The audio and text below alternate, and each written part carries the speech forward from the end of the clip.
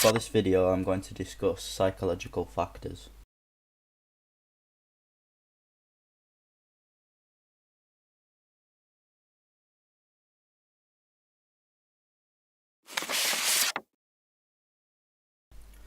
Successful athletes typically report a non-linear, complex and individualized route to the top of their sport.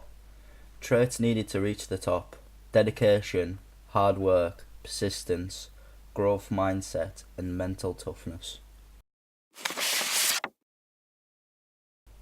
If you have a fixed mindset, you will be intelligent and talented. This is fixed at birth.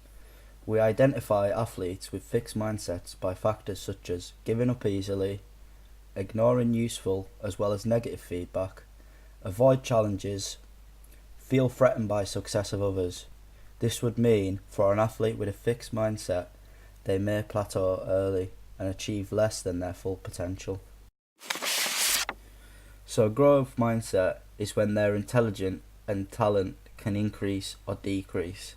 If an athlete has a growth mindset, they will embrace challenges, set effort as a path to mastery, find lessons and inspiration in the success of others, persist when it comes to setbacks, learn from criticism they receive. Due to this, they will reach higher levels of achievement. Talent needs trauma. Collins and McNamara 2012 state that talent needs trauma and consequently purposeful provision of such challenges at appropriate levels is an essential feature of any talent development system.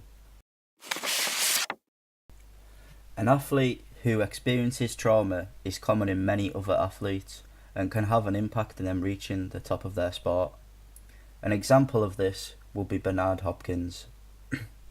He grew up in perhaps the most crime-ridden projects in Philadelphia. By the time he was 11, he was already into petty theft. Within 2 years, he was mugging people and had been to the emergency room 3 times with stab wounds.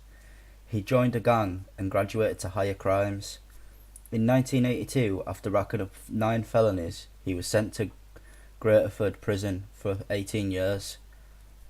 Due to this, around his 21st birthday, he discovered boxing.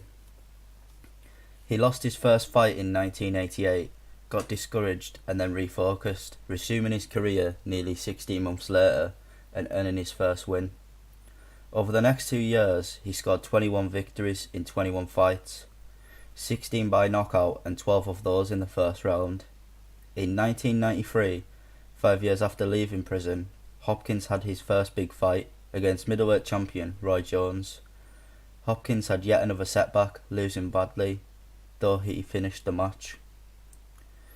Discouraged and disgusted, 7 months later he pulled it together for another big fight, meeting the IBF #1 contender. Hopkins was knocked down twice and nearly counted out. He pulled himself up to win a decision.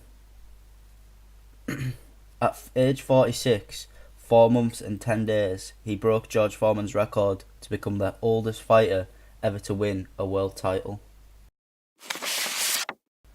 PCDE stands for Psychological Characteristics of Developing Excellence, and according to McNamara et al. 2010, these are the psychological characteristics of developing excellence: commitment, focus and distraction control, realistic performance evaluation, self-awareness, coping with pressure, planning and self-organization, goal setting, quality practice, and effective imagery. So how do PCDs work on a rough road? You specify very clearly how you want your players to behave based on aspects which will strengthen their performance and mental skills profile, ideally in ways which can be seen and measured. So, an example of a behaviour would be commitment. So in boxing, for commitment, they will need to keep going in hard practices, will fight through minor injuries, addresses identified weaknesses and shows progress.